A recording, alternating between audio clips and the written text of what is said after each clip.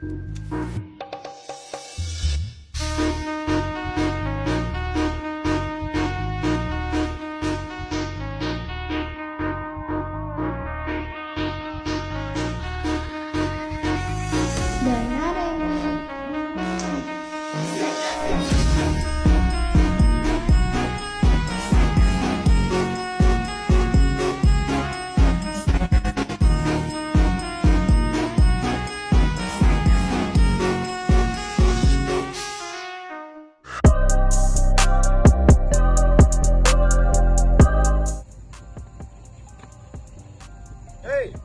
what are you guys still doing?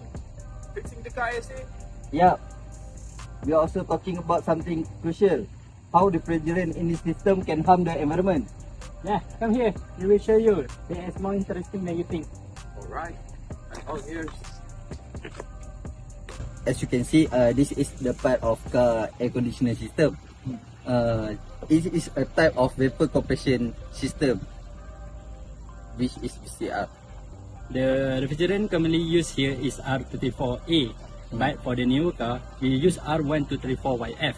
This will help to absorb heat from the car and release it to the outside car. So basically the refrigerants make the air cool, but there's a downside to them? Yep, the AC work in 4 stages, which is compression, condensation, expansion and evaporation. But leaks can happen, especially if the system is not maintained well.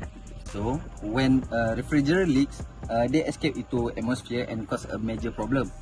So R134A, for example, is a potent greenhouse gas. So it 1,430 times worse than CO2 for trapping heat.